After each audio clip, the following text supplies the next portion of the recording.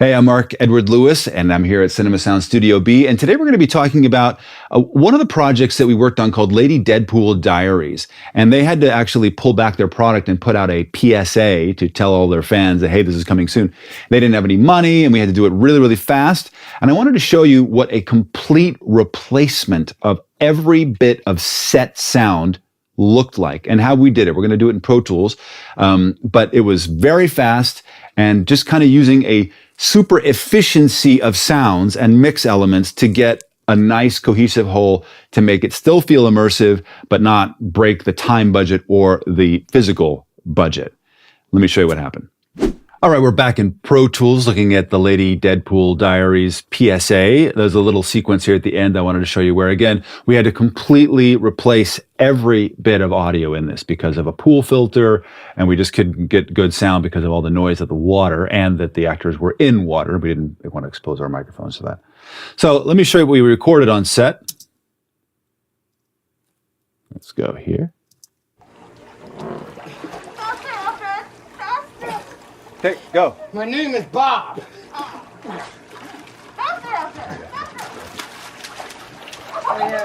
All right, so, tons of noise. There's just no way to save that, not even a reason why you'd want to. So we had to do a 100% quick and down and dirty replace, and I just want to show you what we did. So the first thing, obviously, was ADR, and we didn't do ADR. We did looping in a closet while we were there. Here's, I'll just actually, let me play what we ended up with. Alfred, faster, faster, come on! Alfred, let's go faster! My name is Bob. Don't make me get out the paddle! Come on, Alfred, faster! So it's a whole lot better. So again, we have ADR, stroke looping.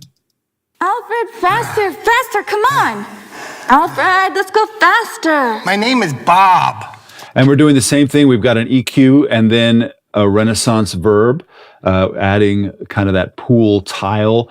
I had an impulse response that we actually took by clapping hands there and tried to load it into an impulse response verb, and it actually didn't sound as great as I'd hoped. So we're using this algorithmic reverb, and it sounds fine. Alfred, faster, faster, come on! Alfred. And it may sound like a lot of reverb to you, which it sort of is, but because we're running it at an internet compression, which is really, really, really a lot of compression to be loud, the whole mix brings everything else down. In fact, if we turn the music back on. Alfred, faster, faster, come on! Alfred, let's go faster! My name is Bob. You see how the reverb is kind of pressed down because everything else is in. All right, so there's the dialogue. What else have we got? Let's see. We can turn the music back off again. And then we've got some simple splashing about, but let's look at the pool pumps and the ambiances. Always a good place to start. Here's pool pump 1. And it's panned hard left. 2. Which is really the same pump, just stretched. So it's obviously mono ambience, which you're like, well, I use mono ambiances, but you take one mono ambience and then split it in 2, and then take the latter end and put it under the former end, and you've got a really nice stereo ambience that's also mono-compatible, which is what we did here. And then ambience, this is the early morning suburban birds, along with some cars. And we put them together. Actually, let's go this way.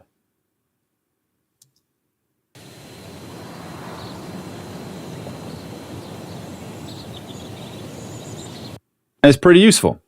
And then in the world of Foley, we have that silly rubber balloon turtle. It's just a library.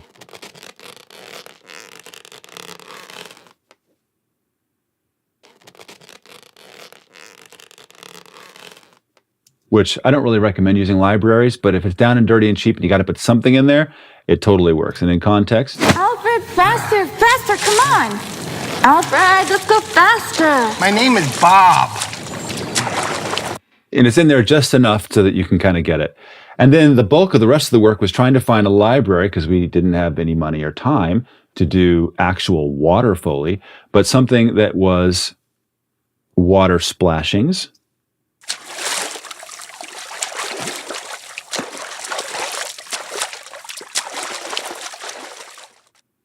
And that just kind of happened to line up. It sort of mostly matches his arm underwater, and it sort of works. And then here's some other bits to help with her kicking at the end. Let's jump over to that. And it only helped on one of her legs. So of course we took it and changed it and put it on the other leg as well. So together, it just works. And so all together now, let's see, I've got the dialogue, we've got the balloon, we've got the ambiances, and Sans music. Alfred, faster, faster, come on. Alfred, let's go faster. My name is Bob. Don't make me get out the paddle. Come on, Alfred, faster.